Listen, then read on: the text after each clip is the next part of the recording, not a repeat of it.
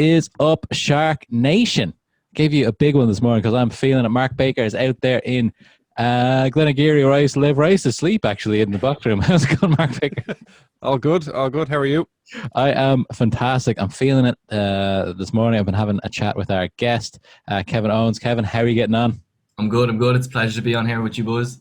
Love to talk to the next generation. I feel like this is something that's interesting as well. Mark Baker, I was talking to our new friend Kevin before we got started. Well, I believe you were having your toast, and we were talking about college. We're talking about all that type of stuff, and then we're talking about how the COVID has stolen the fun out of the first year of these college guys.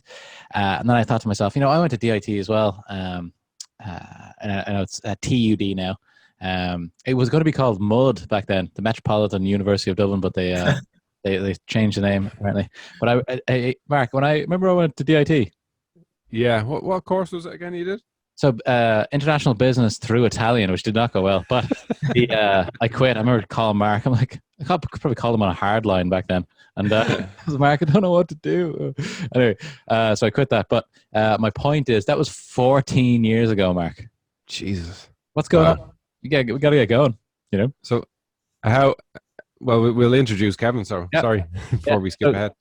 So Kevin is the founder CEO of Sneaker Cleaner. And it's somebody who is 20 years old. 20, yeah. Just 20 years old. Yeah, I'm at that stage now that I still think I'm 19 because I just turned 20. And then whenever someone asks you, you're like, oh, 19. Oh, actually, no, I'm 20. I'm 20. Powerful age. This is we've talked to people. That's really interesting, Mark, because we talked to people at the end of their career a little bit who've we talked to the $1 Million Irishman who's had all these adventures in London finance, and he's kind of coming. He wrote a book about that life, A memoir, yeah. A memoir. But now we've also talked to a few people kind of on the way up and also at the beginning of the career. So it's always good to get a little bit of a spectrum of see what's coming. I want to talk to somebody who's just coming out, even not we're still in college, but at the early 20s stage, to see what the mindset is like of those guys coming up, as well as just dig into the business ideas. I saw that you're also connected with Garrett Flower and Jamie White, two friends of the SharkPod. So shout out to those guys. I see Jamie on Instagram. I mean, he looks happy. Mark, what do you think? Yeah, he's living the dream for sure. This guy. Well, shout out to that guy. And then Garrett as well. He's basically trying to get going with the rural Trying to take over the world of parking. Trying to park all our cars. Yeah, trying to park all our cars from the comfort of Longford. This is the thing. So shout out to that guy. I wish him all the best. Okay, cool. So Kevin, what's the story? So if someone come up to you and say, what the hell is the business about? How you guys are doing it? What's the story there? So basically, we set up in 2017. I was cleaning shoes in my garage there for a while, and then it's only the past since October I kind of decided to kind of super juice it and actually start putting a bit of effort into it, because before that it was just kind of drinking money, every now and again I would kind of put a post up on the Instagram page, and then I'll get a few shoes through and I'll clean them and then just kind of spend it all in Dicey's or whatever, so it was nice to kind of have that extra cash coming in, and then I decided to, one of the lads, because it was dead there during COVID, and the way we used to do it beforehand was people would arrange to meet me on Grafton Street at 2 p.m. beside I don't know, Easton's or something, and that's how we would collect the shoes and deliver them back. And then payment would be when they received the shoes back. So then there was the kind of trust issue was there as well, so that's kind of how we did it. And that was quite tedious and quite laborsome, because you used to have to go all the way into town to collect one pair of shoes, So then we decided to set up a drop-off location with our partner Grafton Cleaners just off South William Street beside Pygmalion. And they're great. They with their opening hours now, they've extended them as well because they were a bit short during COVID. Now they're open from 8 a.m. till 3 p.m. So basically people book in through the website and they drop them in there, and then we collect them from there. Class. Yeah, it's really cool. And then people can post them. Just because of COVID and stuff, we don't really let people actually into our office space on Harcourt Street, but we kind of showcase it's almost like a show in the window, Okay. And we try and make it as cool as possible, have the tunes bouncing out of it and stuff. And what's this what? so let's go back to the actual the base of this. Like, so I guess I don't know, Mark. In our day when we were, well, like we're not old or anything, but the the sneaker thing, the runners thing, it was important for us, but it was never something that we put really too much thought into. It seems like it's a real big part of the culture now. What do you think? Yeah, I think it's big in America, isn't it, Kevin? Is that where the kind of genesis of it came from? Was there somebody doing it there that you wanted to emulate? Yeah, so like there was a guy in New York called Jason Mark, and he has a store in London, LA, and London, LA, and New York, and he just kind of cleans shoes as well, and he's kind of the industry leader. So he actually he doesn't really sell his service that much. He sells his products. His product would be the big seller because obviously there's a lot better margin on that. What's his product? It's just Jason Mark cleaning solutions, like, you know, so it's just like brushes, like rubbers, stuff like that, like, you know, which is pretty cool. So actually at the moment we signed an agreement with Rejuvenator, which is like Jason Mark's competitor, and they're another kind of cleaning solution. It's like Crep Protect. So like there's a load of these kind of brands of like cleaning solutions. So they have their brushes, they have their laces, they have all this. So we teamed up there with Rejuvenator, which is another one that kind of go along well with our kind of like sustainable kind of branding, and we don't really go over the top of the packaging and stuff. It's all kind of like craft cardboard kind of idea. So they work well with kind of our branding. So we're gonna see how much demand there is for the kind of product, and then if the demand's there, we're gonna hop into the white label and see what we can brand up ourselves, like, you know. So it'd be cool, like, because I'm very kind of design orientated and stuff like that. So I prefer, like, I like doing the numbers and doing the books does my head in, like, you know, that stuff doesn't get done, like, so, but like I'd be a lot quicker at spending 3 hours over looking at the label of like a soap container or something, like, you know. So that would be more down my alley. Absolutely. It seems like you kind of went down the business development route with a partner there on the like as the kind of shop front. Is that how that works? And then so the kind of setup we have is we have the drop off location in Grafton Clearance. That's where everyone drops in the shoes, and then we have the kind of shop front in Harcourt Street. So we open up the window, and lovely big Georgian window, and it's on Harcourt Street into Lewis, and we have all the people going up the Ivy Gardens and stuff like that. Especially when coming into summer now, we have all the people drinking in the evening and stuff as well, which is great. So you get a nice bit of interaction with people when they have a few on them, like, you know. So it's great. Like, I really enjoy that human interaction as well, like, you know. So I like, especially after COVID, it's nice to chat to a few randomers. Yeah, absolutely. Just get to interact with somebody. So with the type of business that it is, like, what do you? So you were talking about white labeling there. What's the? I'm when you're talking about this business, I'm thinking about all the different angles here. Mark, what do you think? So there's, I'm thinking, is there franchising opportunities here? Is that where you go, or are you going to be opening a drop off location in different cities? What's the kind of future here? Yeah, so we're thinking of a few. We have interest from a franchisor in Abu Dhabi and Dubai at the moment, so we're working through with them, which is pretty exciting. And then we're set to go into Brown Thomas for a pop up this summer as well, which is going to be pretty cool. Never thought I'd be working in Brown Thomas, let alone working in Brown Thomas with my own company, like, you know. So that's pretty cool. And then kind of development would be like, it'd be nice to so basically with shoes, you kind of, the main culture is you buy the shoes then you resell them. So basically what we're trying to do is we released a service there called pre-sale. So we had a customer coming in there, and he's actually auctioning off, like in a proper like auction house, his pair of I think, what were they were like Gazelle Dublins. So basically Adidas have a range of Gazelles, and you get like Dublin ones, you can get like Hamburg ones, they're all different colorways and stuff. So these Dublin ones are really well sought after, especially with like the older generation like yourselves. Like basically what we did was he brought them in, they were a bit dusty there, had a few bits wrong with them, so I cleaned them up to pretty high standard and then took photos of them. So then he's ready to go off and sell them with these photos. And that's kind of where the background of video and photo comes in as well, which is really nice. It kind of links in very nicely, and I can do the marketing and stuff pretty nice. So so what we're planning to do is have that pre-sale, and then we're also planning to have consignment as well. So consignment is basically people bringing the shoes, they state a price that they want, or we can state a price that they think they're going to sell, and then we try and sell them from like through our social media links, through Amazon, through eBay, through all like the marketplaces and stuff. And then if they sell, we get 20%, they get 80% of the thing as well. So that's kind of what we're pushing towards. In terms of drop off locations, logistically it's quite hard because the actual delivery cost is quite high at the moment.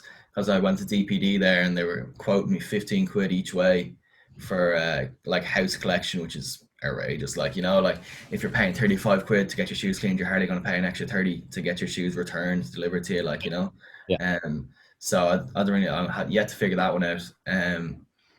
Yeah, but at the end of the game, like, yeah, it'd be nice to get down to Cork and get down to Limerick and Galway, and maybe Belfast.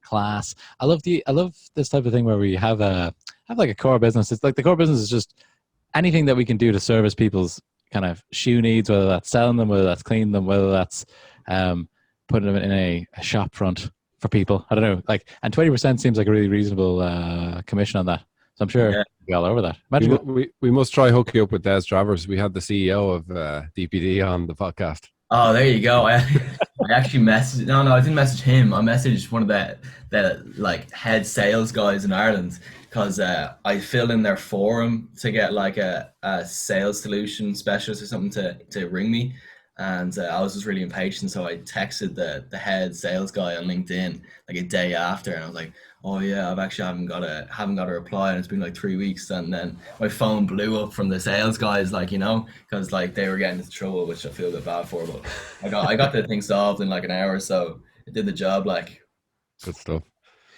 And like I said, I think the biggest asset you have is time, right? Me and Mark often think about this when we talk to people that are in there, and maybe sometimes we talk to people that are in their 50s and they say that to me and Mark. Do you know what I mean? It depends on where you are in the journey.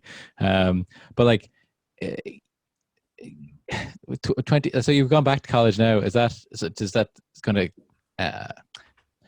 to be kind of to help this type of career?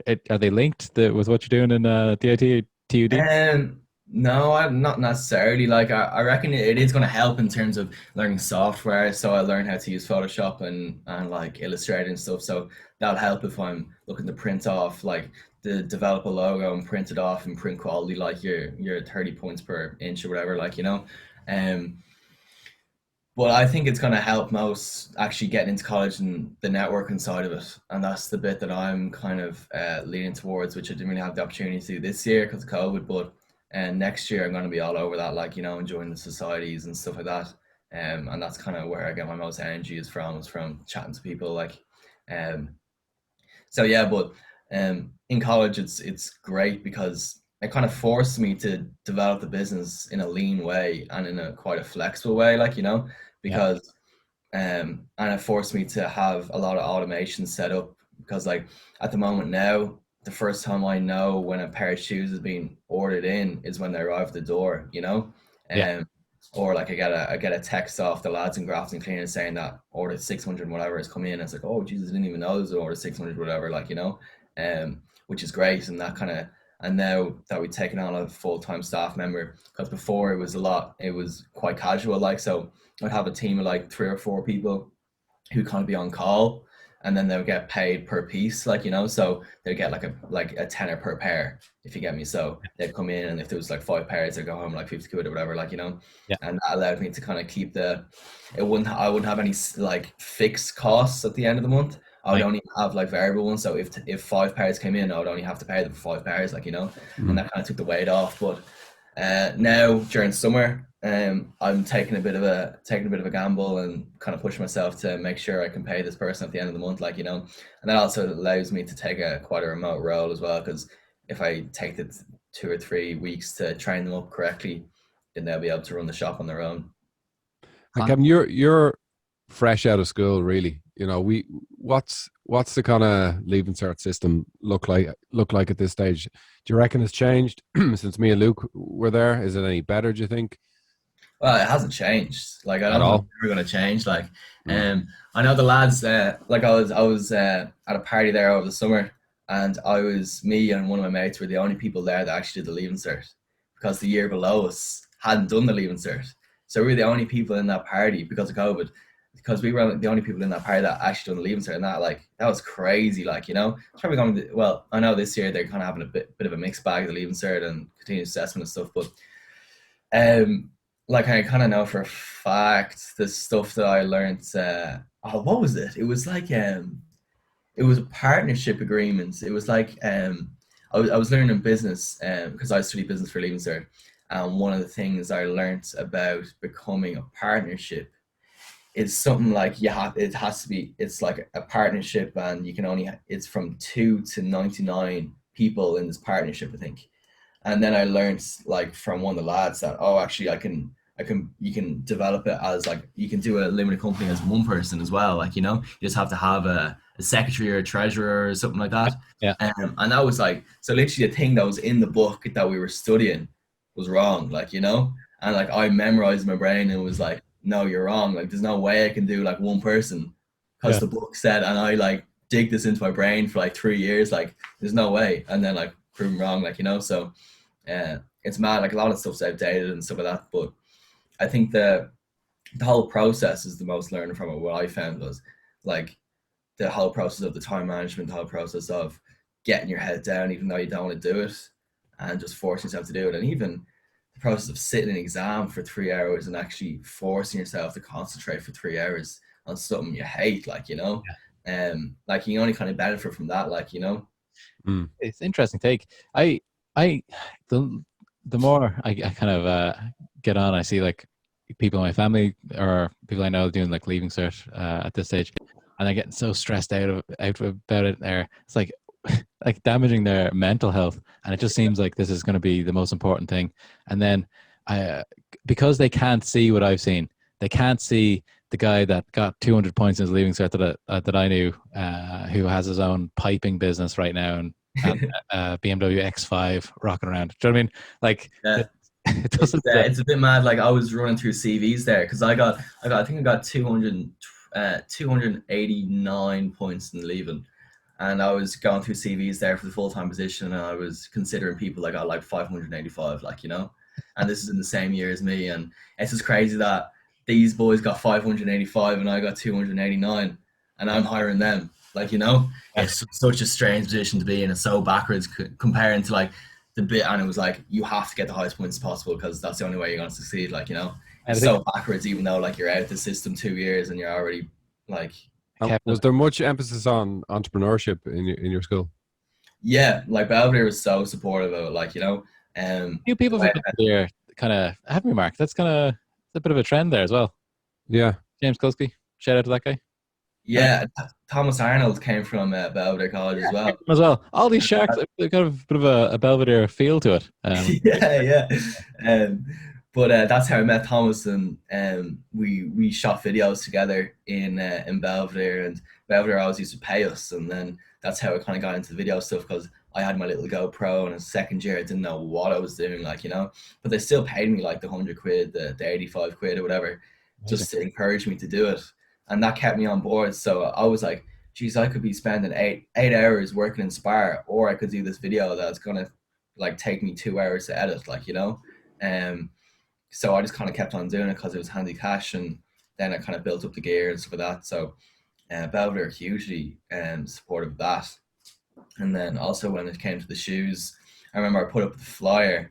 So like I printed off a load of flyers at the start, and then I put up a flyer in the corridor, just like on a notice board, like, and I got taken down, and all the lads were like, oh, got taken down, like, you have to go to the headmaster now and get it back off him when he's gonna give out to you and stuff like this. And then it was just like, oh no, Kev, I'm more than happy for you to advertise around the school, but you just need to ask us for it first, like, Okay. And then once I was like, oh yeah, is there any chance I could put it up there? Like, yeah, go on, put them everywhere, like, and they helped us with because in the early days, it was when I was in sixth year, I used to do the marketing and organize all the collections and deliveries, and then a fourth year guy used to clean the shoes. So basically what I used to do was I used to collect the shoes, put them in a locker in fourth year, and we both had a key. So this way we didn't have to meet in the corridor and exchange the shoes. I could just drop them into the locker, And then later on that day, whenever he wanted, he could just pick them up. And then same vice versa when he was dropping them back, like, you know, he just dropped me a text, be like, oh yeah, there's a pair of shoes in that locker or whatever. And that's kind of how it worked. So it was great, like, you know, they're hugely supportive. It's class. Because like I don't think that was the case for most places, especially because they're focused on the the leaving cert points so that they can be hired by the people who don't get great points. It seems that's the reason why I brought it back to that, because that's something that we've thought about, or it's come up on the SharkPod before. A lot of the times, when you get onto the track, when you get to 600 points, you get onto a kind of a track of, they keep on putting the goalposts just ahead of you, and then you're 35, and you've got all of your kind of qualifications, and you're trying to become a partner and that type of thing.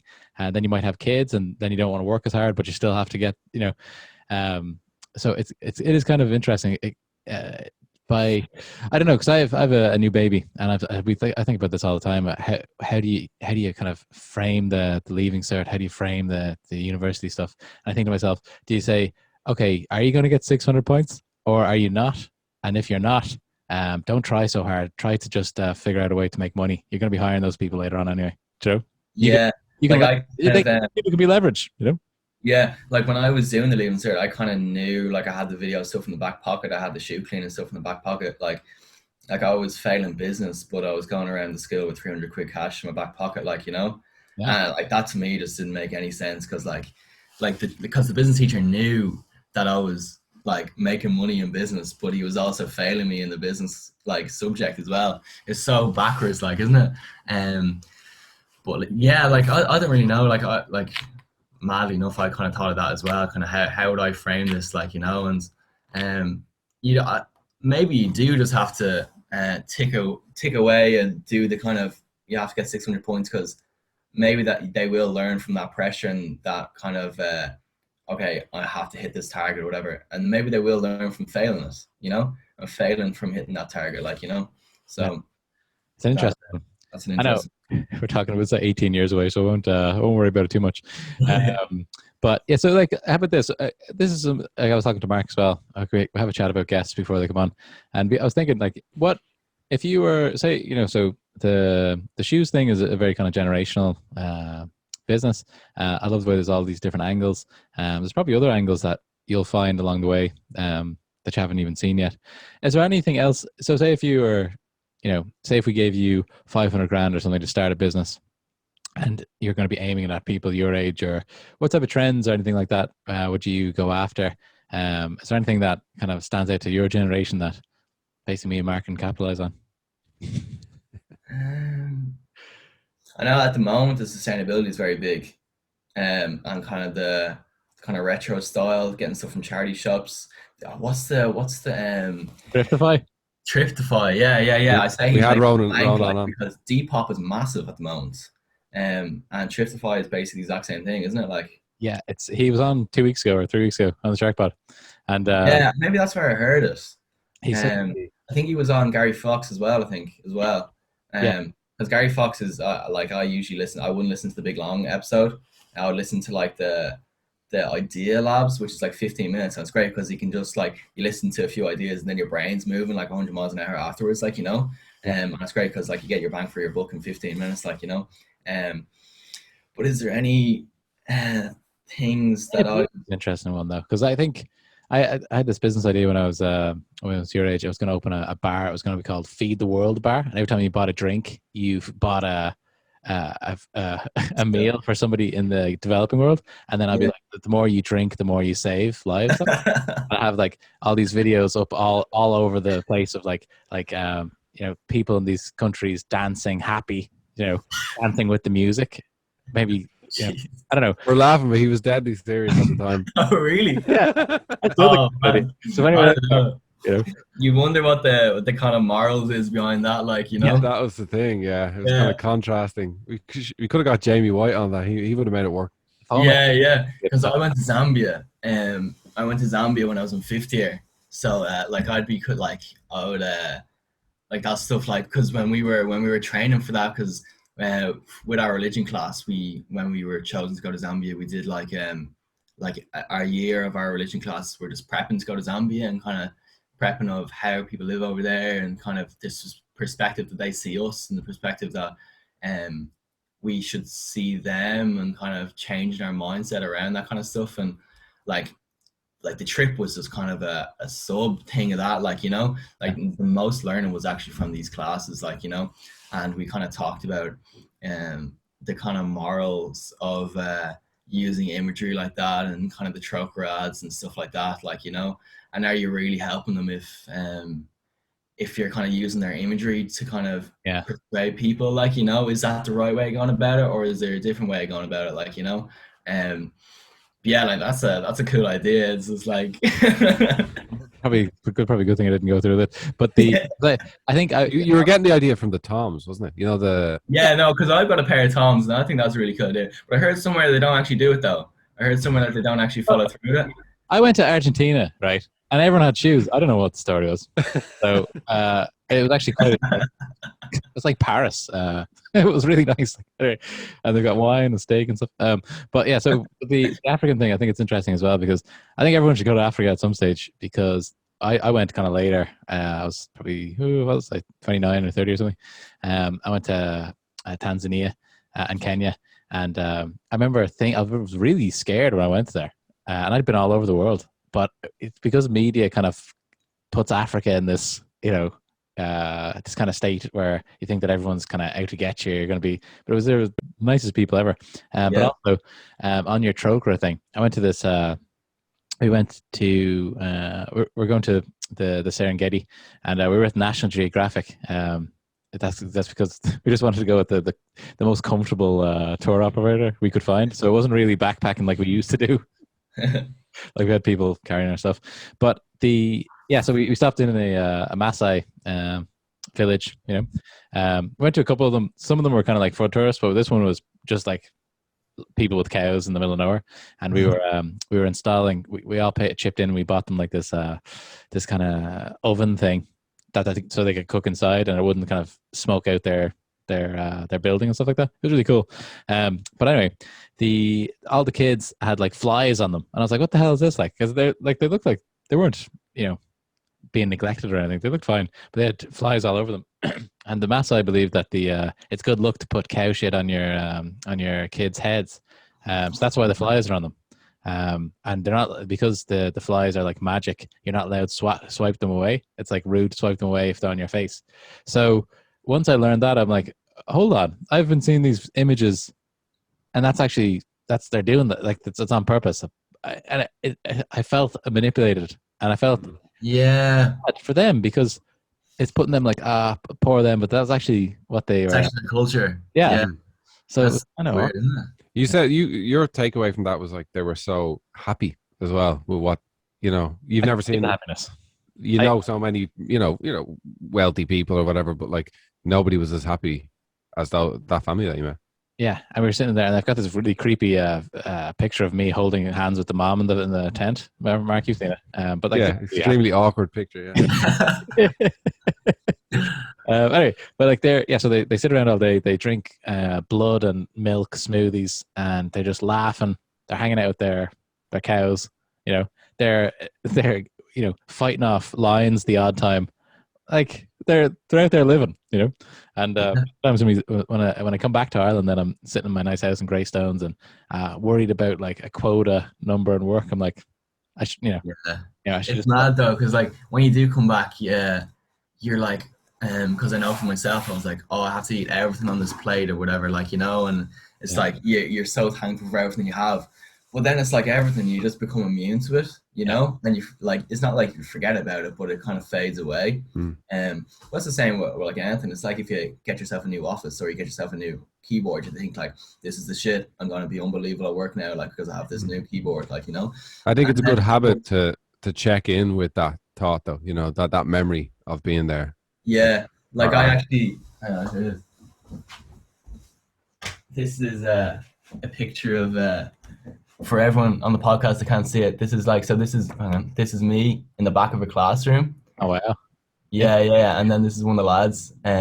So we were, I think you can see it here. So here's like the radio, and and all the class and all the classes and all the kind of curriculum was taught through this radio, and this radio was developed by a Jesuit that literally built this out of like car parts and shit, and they have one in each school.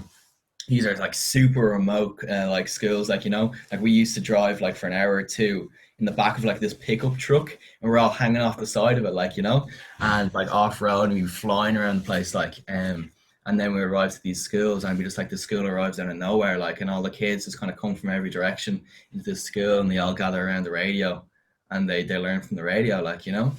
Wow. Crazy. Like, it's great to see that. So you went in for fifth or fourth year, so it's a great time to. Yeah, it was summer of fifth year. Cool. So we'll have to get Mark Baker over there to Africa. So we'll see. To go back to the whole what's trending or what's current, like I always tend to keep charity and business separate. I just thought they're, you know, if it's hard to build a business around a charitable theme without feeling that you might be taking advantage, you know, with the advertising. So my always thing was like, kind of be a proper shark and go for it in business, you know, do it properly, you know, and then give back maybe separate to that to charity. But I do think, I know the sustainability thing is huge, and there's serious money to be made in it, which that's a good thing though, you know, like to. But I think the sustainability thing is different. Like, you're not dealing with people there, you're dealing with clothes. Yeah. And yeah, you like, so say for example, you can sell all the clothes, but then the portion of your revenue can go to a charity, like, you know, but you yourself aren't a charity. You're just like the marketplace for that, you know? Yeah. Oh yeah, that's the Thriftify thing is brilliant. Yeah. I think the Thriftify, yeah, and also like I was even seeing this. There's another one on Instagram that I saw. It's an Irish company, Dublin South or something. What's it called? Oh my god, I can't remember the name of it now. It'll come to me. I'll put it in the show notes. But they're doing, so you buy a T-shirt and it tells you how many like an ocean theme, and it takes whatever 4 kilos of plastic out of the ocean for that. So it's like it's measurable, you know. I get those on as well. Okay, so sustainability is something that we can think about as well. What about crypto and stuff like that? Are the kids big into crypto these days? A lot of the lads will be big into crypto. I know how it works, but I haven't really digested it in my brain yet, if you get me. And once that happens, like, I'll probably have a look at it. But like, I don't know, like, a lot of lads are into it. Maybe they might benefit from a bit more education on it, like, you know. I just think the barriers to entry for stuff like that, like, it's zero. Teenagers can do it. Yeah. And also like 50-year-old businessmen. I think I have like 200 quid in Airbnb. Like, you know, and it's down like 30% or something at the moment. Like, but like I know lads, I was talking to a lad there yesterday, and he's down $1,000 from Bitcoin. No, from GameStop. Down $1,000 from GameStop. And then he's also up like $5,000 from this other altcoin thing. I don't know what it is, like, you know.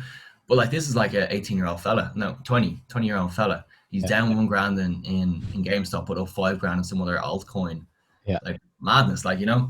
But his perspective on it was, sure, you go for all the index funds when you're old, and now, like, when you're like 20, you have nothing to lose, so you go high risk, high reward. Like, I think fair point, you know. I wish I could get it. So that guy that's talking about, I wish I could get into his room when he's doing that. Right? Actually, maybe not his room, whatever, in the kitchen. Yeah. But right, and I'll say to him, okay, if you buy that, buy it with a 20-year horizon, so you're not going to sell it for 20 years, because that's actually how you can get rich from that. And I didn't realize that till I was in my late 20s. So I started to buy things with a 20-year horizon. I think having a baby helps as well, because you're like, well, someone's going to get the benefit of this anyway. But it's something. So say if you if you put €500 a month into Bitcoin in 2014, it'd be have $1 million.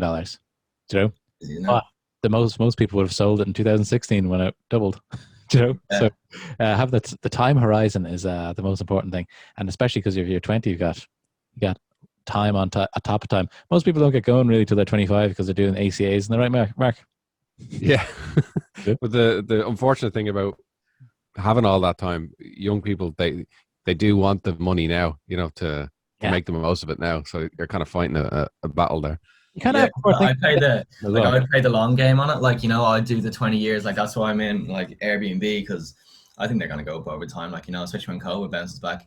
But like a lot of the fellas I know don't realize it's actually gambling if they're pulling in one day and then they're pulling out the next day, and that's just a glorified gambling. Like, it's just not in the bookies. It's just on your phone. Like, especially with crypto. I get it though. I love the way that you can go from 0.0001 cent to $4 and now you're a millionaire. The whole thing is Yeah, it's crazy. crazy. But yeah, I think that like some of your friends will do well, some of them won't, but it will be an interesting learning curve. I think it's actually a good thing that people start to buy financial stuff when they're younger. When I was your age, no one like ever. Going back to leaving cert though, they don't teach about anything like that. It should be crypto 101. Yeah, First day. I'm telling you, it should be a module in the business course. Or even a proper college course. And maybe it is. I don't know. Yeah. Out of interest, actually, Kevin, your peer group, what are they all gone on to do now from the Leaving Cert? So like I kind of have two different groups. Like I would kind of have the entrepreneur boys, and then I'd have the college lads. Like, so the entrepreneur boys would be like running like, so I have Dar Jordan and Eric Gentetics, and like they run a website company called Graph and Digital, and they're Dara's 19, Eric's 20. They did 100K last year, and they're doing a fair bit more this year. Then like I would also hang out with Thomas, who doing the Go House in LA. Yeah, unbelievable. I didn't see that coming. Fuck yeah. You see, the funny thing is, like, I've known about that for months, like, and then when it was all like released, I was like, oh, like he's obviously just posted about it, but I didn't realize that like shit hit, like it was like crazy, like, and he was like, oh, okay, people have been messaging me all day or whatever, like, and like I didn't realize how big it was, like, because the first one, because I worked in the Go House, like the original one, for like one day, and then I got fired because I didn't show up on time the second day, because I was delivering shoes, which is fair enough, like, but it was kind of funny, but like shit was crazy, that one as well, like, it's just I think the media take it on so nicely because it's just so different, like, and it's just such a stir in the regular stuff, especially in Ireland. Yeah, and I think so. When I was growing up, actually, when I was your age, I was like, actually, maybe even younger, way younger than you. I was about 15 or 16, and the OC was big. You guys, you've probably never seen that, but the OC was big when Mark was young as well, and everyone wanted to move to California. That was my dream, and that was what I was going to do. And then never got around to it. Never even did a J1 in the end, Mark. Neither did you. No, you didn't. No, it was too difficult to actually get there. But Thomas is he's always, it seems like he's at the top of like anything new. It's like he's always there. He's really good at what he does. Oh yeah, he's a sicko, like, but like it's mad because I've known him since I was in second year, like, and like I'd be on the phone to him most days and stuff. So it's mad that he used to be just this young fella that I used to go partying with, like, and now he's still a young fella that I still go partying with, but he's just a bigger boy, like, he's just a bigger fish now, like, he's a big boy anyway, like, big lot amount of muscles on him, like, he heavy, he lifts heavy, like, but yeah, but like, so like I have kind of that entrepreneur group, and then I think it's also important to kind of because it'd be very easy to get your head lost in the clouds, like hanging out with them boys, like, and with Garrett Flower, like I was with him there yesterday, and Jamie, he was in Bali, like, so I'd be on the phone to them most days, like, so it's a bit of a crazy combo of people, like, to have around yourself at 20. So it's also important to kind of keep your head straight as well, because you get your head in the clouds fairly easy. So like I like value the time with the lads as well, hugely, like, because like I really like, it's also important to having your four cans for a fiver in a shed, like, that's hugely important to me as well, because like because then you can kind of get the perspective of the lads as well, because they're just like ticking away, working in Spar, just getting their money for paying their rents and their drinking money, like, and like half the time you'd be like, geez, I wouldn't mind going back to that, like, or I wouldn't mind, because like, yourself with running your own gig, that all the pressure's on you, like, you have to pay the rent, you have to pay and if you don't, it's solely up to you. It's not like you got the hours in Spar, like you miss a few hours in Spar, it's like it's you, like, so sometimes, like, and I was saying this to lads as well, sometimes it would be nice to kind of just simple everything down and just tick away at working in Spar and kind of switch off and throwing stuff through the till and stuff, like, but at the end of the day, that's not like, I wouldn't really enjoy that long term. Yeah, that doesn't like, and those people though, they can get good jobs afterwards and all that type of stuff. Maybe work for even some technology company that are well looked after. But like it's a different path for sure. And when you're an entrepreneur, sometimes 4 for 5 is what you have to do. Yeah, it's a perfect combo, because you get slightly pissed, but you don't actually get too pissed, like, and you still cycle home, like. So it's a beautiful combo, like, and it's only a fiver. Yeah, I mean, how many like? Yeah, I think you're on the right track there, Mark Baker. We've got the lightning round ready for our new Shark. Okay. They don't have to be lightning answers, but something we just like to do at the end of the show, just to kind of bring it all home. Mark Baker, what's the first question we've got for Kevin? Okay, Kevin, what apps do you use the most on your phone? Spotify, Google Calendar, and then WhatsApp. Nice. WhatsApp. What do you listen to on Spotify? What's the SharkPod 100%. Which? SharkPod 100% of the time. SharkPod just on repeat, just in the background. yeah. I have it on shuffle mode as well, so sometimes I get like an old version and then the new version. It keeps on my toes, like, Hey, I like it. Yeah. But like, I'd usually, in all fairness, I'd usually listen to the deep focus playlists on Spotify if I was working, and then it depends largely on the mood, like, because sometimes you go into the rap, sometimes you go into like the Avicii kind of stuff, where hugely depends on the mood, like, Okay, cool. Okay. What's your favorite social media and why? I like Instagram, because it kind of lets you can control who sees what, like, because I don't really post regularly on my actual Instagram story. I'd post a lot more regularly on my close friends story, so I can pick who's on that and who's not on that and stuff. But like, Instagram's nice. TikTok is just like deep dark hole, like, like, you just end up being on that thing for hours. So I deleted that. Like, I was on it, like, I used to get like sucked into it, and then thankfully, like, I can kind of come out of my own head and see that I'm sucked into it, like, so that's why I deleted it. But LinkedIn's also good as well. It's cool for getting cool little articles and stuff. What's the best for the business? Is it Instagram? Yeah, Facebook's dead. Facebook, I feel like it is dead. I feel like I was on there the other day because I was doing a course to work, and everyone's on the Facebook group, and I went in, there's all these posts. I'm like, I'm never checking into this. Like, yeah, no, I'm never on it either. I don't even like the interface. It feels like an older generation are using it. It's like it's 50 plus now. Yeah, I had to go on it the other day because my phone died, and I went onto Messenger to text one of the lads to get me a charger. Like, that's the only reason why. And like, I looked at the thing, and it was like the last message I sent him was like April 2020 or something. Crazy, like. Interesting. Okay, what's the best business idea you've never acted upon? I have a few kind of weird ones. There's one, it's like a podcast, actually. You'll probably find this interesting. I named it The Wave of Thought. So basically, yourself, the entrepreneurs, and they're all sea swimming and stuff. So basically, this podcast is based in the sea, and you're recording in the sea, and it's like 7 minutes long. So you jump in and you give the one bit of advice that changed the game for you, and you have to get it all out before your body starts to shut down from the cold, like, So it'd be filmed in the sea, and you have like mics. I don't know, logistically, I don't know how this would work, but like, you'd be kind of floating around and stuff in the sea, and you'd hear the waves in the background, kind of relaxing at the same time, and it'd be kind of called The Wave of Thought. And then the way you market it is, in the 40-foot, you just have towels, lovely white fluffy towels with like the Wave of Thought logo, podcast, whatever, and then you just give out the towels for free, just leave them there. And then, like, yourself, how long do you have a towel? Like, you have a towel for a good 20 years, like, So like, every time you use that towel, you think of the podcast, like, because you'd see it. Or you could do dry robes. Yeah, that's a hefty L in marketing sense, though. Like, yeah, you could do them print on demand. Yeah. yeah, do a printful job. Yeah. But okay, that's might take you up on a little interview. Your next interview is in the sea. It makes sense. We're the SharkPod, Luke. We can do these. You could hire a shark and be swimming around you.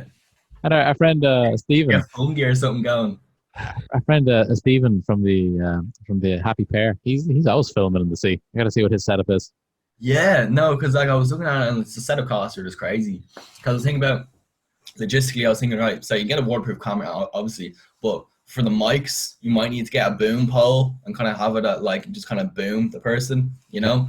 That's kind of what it's logistically like.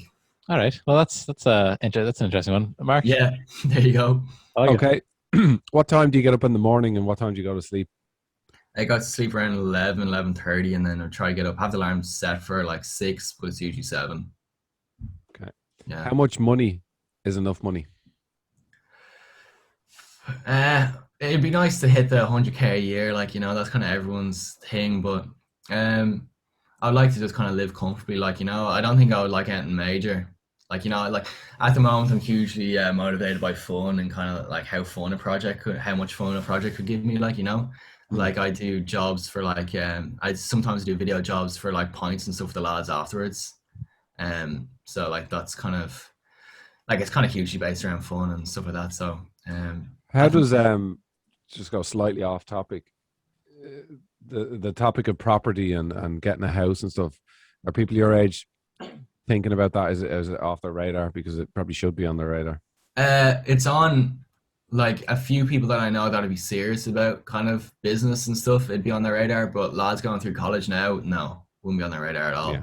And just simply because you can't save in college, like, you know, like you're like, do they worry? No, it's not completely off their radar at the moment. Okay. It's like because if you like, and I believe they shouldn't be worrying, Mark, because they should be having fun. They're young, yeah, folks, you know. Yeah, a bit too worried to be worrying. Like, you have your whole life to be worrying about a mortgage and stuff, like, you know. So you might as well like take a chill for the next few years and kind of take away at your own stuff. Because me and Mark were scheming yesterday in Mark's kitchen about how we're going to set our kids up and just try to figure out a way to get them in on the ladder as early and easy as possible. Just when you start to get towards your 30s, you see some people are getting houses, some people aren't, and I don't think things are going to change in Ireland. So it's good to get started. Because I know the lads in Grafton Digital, the lads in Galway, 19 and 20, and they're both going to go splitsies on a mortgage, like, you know, and a deposit. Because they're business partners anyway, like, you know, so they might as well kind of get married together, like, you know. So I know they're planning to go splitsies on a mortgage, like at the age of 19 and 20. I've got a few Dutch friends, and this is what they do as well. So like in Holland, say if there's 5 lads that know each other for a long time, they'll get a mortgage together, and that'll be. Is that where the phrase "going Dutch" comes from? I think that's all in together, Mark. I think you need to visit and find out for yourself. But, okay, what's the last question for Kevin? Let him get on to this Saturday. Okay, right. Last two, right? Is it who you know or is it what you know? It's who you know, 100%. 100%. Like, I like the place I would be at the moment would not be where I am, like, if it wasn't for the networking and stuff like that. I was gonna say, like, the biggest takeaway that I'll kind of look back is from the video stuff. If it wasn't for the video stuff, I wouldn't be here today, like, you know, because the video allowed me to have like a networking tool. So like, I would never have gotten the door with Jamie or with Gareth if I didn't edit their YouTube videos for them, like, you know, and I didn't have that opportunity to work with them on a project for free, like, you know, and have that like that networking tool that I can just kind of use disposably and just get in the door of people. It's brilliant, because like I think a lot of people, they don't do anything when they're in their late teens, early 20s. They just want something put in front of them to complete, like, just so they kind of opt into whatever it's leaving cert, college or whatever, and they say, okay, well, you guys set up what I have to do, I'll just complete those tasks and then I'll figure it out later on. But if you're bringing something to the table, it doesn't matter what it is. So in your case it was video, but it could be if you got a skill at anything. I was thinking, like, it'd be super cool. Because imagine if you got to know a fella that was really good at making neon signs. Super cool, wouldn't it? Yeah. Like, imagine a little SharkPod neon sign behind you. Yeah. Don't think I haven't thought of that, Kevin. Yeah, it'd be sick, wouldn't it? Right now we've got our Shark. A little LED panel. You love to see it. Yeah, it's kind of. I know what you mean. We actually had a more of a studio set up before the COVID stuff. But anyway, so yeah, I think that'd be kind of cool too. But okay, right. One last one. I won't ask you what advice you'd give to the 18-year-old you. So I'll say, what book has had a big impact on you? I don't really read books, to be honest with you. Like, I'd be quicker getting. Where do you get your inspiration from then? From the people that surround me, like. So like I would look up to Thomas a huge amounts, and kind of the other lads like Eric and Dara huge amounts. And they would kind of push me to do a lot better as well, and kind of improve the systems and stuff in business, like, you know. Um, yeah, I'd also kind of look up to kind of bigger people as well, like if I was to watch something on Netflix, I would watch like an information documentary or something like that. I wouldn't watch your friends, like, you know. I'd watch like I would watch, like, you know, the series Explained. Yeah. Great series. It's like 15 minutes of like just like there's one on crypto, there's one on banking, there's one on stock market, like, you know, 15 minutes you just watch it during your, like when you're eating your chicken bagel at lunch, like, you know, and you get the information in and then you can kind of digest it during the day. But I also watch a lot of like I watched like the Justin Bieber documentary and like I think there's one on Taylor Swift, because I'm really interested in actually seeing how their brain works and how they actually their interactions with people and stuff, like, you know, and just kind of taking value from that. So Class. Well, I think that's all the lightning round. Thank you so much, Kevin, for coming up on Sunday morning to have a chat with us here on the SharkPod. Really interesting to see you yours at the beginning, the 20. You've got so much time. When I was 20, people told me that as well, and I didn't realize how much time I've got. You know, between now and 40, the sky's the limit. it's funny though, because I think I'm super old.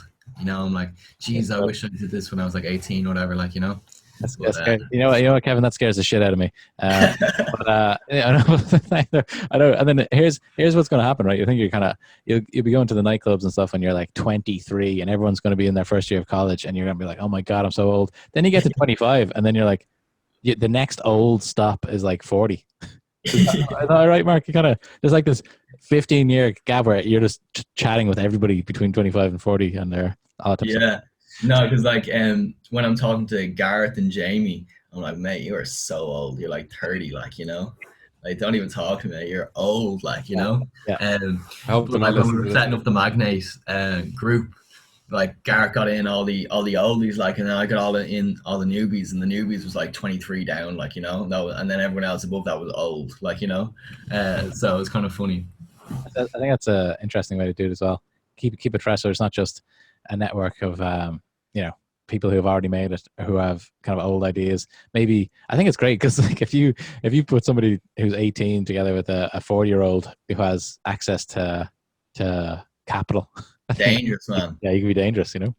Yeah. Because like Gareth was always saying that to stay on top of your shit, you need to be like mingling with the people that like are new into and have the fresh ideas and stuff, like, you know. Because like at one stage Gareth was like, oh, okay, what would you do with Park P&P? And then I bash out a lot of ideas. He's like, Jesus, you have the marketing team on there for a year, and they like, just because like the idea is stale in their brain at the moment, like, you know.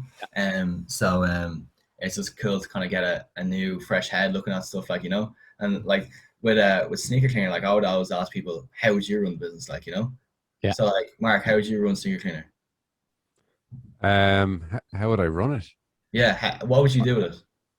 I definitely hook up with all dry cleaners, like as a, yeah. I just think, and I think I thought that one of the best things you did was have that the window, like, so to kind of bring the people, drawn them towards you. I don't know. I was trying to think online. I'd be thinking, how would you scale it online? How do you, like, have you done much with SEO? You know, can people just purely do it from an online point of view?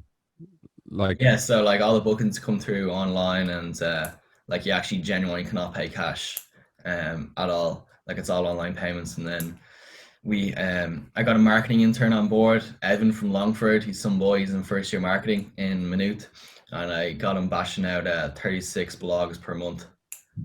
Wow. Yeah, the poor fella. Like, I don't know how he does it. Like, but no, he's going to go out and he's going to go to the market. He's going to be competing with people that are just have to say, I got a first degree, honors, and then they're going to be like, okay, do you have any like samples of work? And then your guy in Longford's going to have stacks on stacks of because like realistically, like the boys in marketing in Maynooth, they wrote 2 or 3 blogs for their module to get assessed on it, and then they never would have read a blog again in their life, like, you know. And then they go into an internship in some, like, you know, I don't know, Microsoft or something, and then they have to learn how to write blogs from scratch, like, you know, because they learned it in first year. But now this fella's bashing out 36 in a month. I think he's going to be knackered, but Yeah, I know how he does it. good luck with that guy. And just one thing, did you, for the older generation, is there something you can do with shoes, stuff like that, you know? What you mean? Like polishing like, shoes? We do like dress shoes, like, so I was because on Harcourt Street, if you go up the road, there's Kevin Street Garda Station, which is where like the cab are and stuff like that. So yeah, I know. Yeah. I was thinking about doing like a Garda rate for all their dress shoes, like, you know, they're so like we just like drop they drop them in at lunchtime and then we polish them up and stuff, you know. Yeah, that's exactly what I would do. Yeah, because there's a whole other market like, there. man, you can get a machine to do the polishing, like. It's when you're talking about like Gucci runners and stuff like that and mesh and stuff like that, that's where it gets tricky, like. But leather shoes, man, like, you could, like, it's unbelievable how quick you do them. Yeah. Do you ever think of branching into the sock game? No, not really. Luke had an idea before about that. ExecutiveSockClub.com. That's about your age at the time. I just loved putting on new socks, and I thought if we could get a subscription model together where we get 30 pairs of socks delivered to your house every day, feel like a millionaire walking around in new socks. Use them. yeah, there's nothing better than walking around in new socks. When I put new socks on, I feel like I'm conquering the world. This is what's next. Yeah. But I think how many, like, in like 3 months of subscription, you would have how many socks? No, it was how many a month? It was 30 pairs a month. That was one per day. One per day, Mark. Come on. What happened if it was like if it was like a leap year and you got your system all messed up and you're missing a day for the socks? We'd send you the whatever the difference was. It'd be like a special leap sock. Exactly. So springs in it. We'd have some sort of marketing around that. But Ronan from Thriftify is very angry at you right now with that idea. Yeah. Well, man, you have a massive market for socks then on Thriftify. Okay, so the resale value, and then you put numbers on them. Say this is my 26th sock, so it's quite early in my game, or Yeah. I think what I would do if I were you, sometimes I do this I work with kind of partners with big businesses all over EMEA, and sometimes I say to them, like, I just kind of stop in the conversation, said, instead of like coming up with like different plans, I just say, if I were you, this is what I would do, right? And if I were you, I would be focused on that part of the business where it's like an auctioneer, like you're the guys where you auction people's clothes. Anytime that you can come in between a customer and the end product and take a fee, I love that idea. I love that. That's about what I do in my work. People who want to buy software, they have to buy it through one of my partners. I get a piece of whatever they sell. I love that type of business where I didn't actually create the product, and I'm just getting a little bit from it. So it's a middleman. Yeah. I'm not sure how, if that's just kind of early enough in the kind of business cycle to get in there to be the most of the business, but I just think that's the most elegant part of. Is there deals to be made with? Sorry, Luke, is there deals to be made with the likes of Nike and Adidas? They're big boys. Like, they're we were going to partner with Crep Protect, which is the biggest like worldwide kind of shoe cleaning solutions, if you like, and they tried to pull a fast one on me because they were like, I was talking to the head of marketing globally for Crep Protect. I was on the phone to him for like an hour, and he was like sweet talking me and stuff, and very nice guy actually. And then he was like all set to, because they only do like high street stores like JD Lifestyle, they only partner with them, so they'd be kind of stepping down the food chain if they were to go with me. So he was like, yeah, your setup's savage, we'd love to kind of partner with you. And then I was mentioning Brown Thomas at this time, and then as soon as I mentioned Brown Thomas, he was like, yeah, let's hop on a call with Brown Thomas. And I was like, well, hang on, we need to agree on something here before I bring you in on Brown Thomas. Yeah. And he was like, oh, if that's the case, then we don't have a deal, and just stop communicating with me, like, Wow. Which is surprising, like, but you're learning so much though. Yeah, like, I'm glad I recognized it before he did the fast one, like, because it would have been really inappropriate for me to hop on the call with Crep Protect with the guys from Brown Thomas, like, I would have lost that completely. Yeah. What about influencer stuff? Yeah, like that's a big part of our marketing strategy as well. I have Evan. He does 100 messages per week to different influencers. The poor fella's flat out, like. Like, the conversion rate is quite low on them. Like, out of 100 messages, you probably get about 4 or 5 people on board. 100 messages is a hard thing to do as well. Like you probably know yourself, Yeah. finding individuals, different people each time. So what we do is we try to do different pods. So we do like girl influencers, and we do like soccer players, we do like rugby teams, we do like all this kind of stuff, like, you know. So it's like, because you're gonna easily run out of like international rugby players in Ireland, like, you know. So it's important to hit the different pods, and that's kind of how it's kind of easier to hit the 100 messages. You got to do your follow-ups as well, though. You know, Yeah, it might yeah, take three, 4 messages. yeah. Because a lot of these, like a lot of the girls get hundreds of DMs per day, like, you know, and it's very hard to get recognized. So I was telling my wife to get on this train. We're gonna have, you know, somebody from that world on the SharkPod soon, hopefully. yeah, I just love the interesting. influencer business. I just love it. I don't know what it is. I get excited. I see my wife on the you know, watching those stories, and it's just product, and I'm like, this is amazing. Yeah, It's like it's like QVC back in the day. yeah. It's literally one of those teleshopping things, isn't Yeah, it? it's unbelievable. And then it's like all the links below. My favorite words.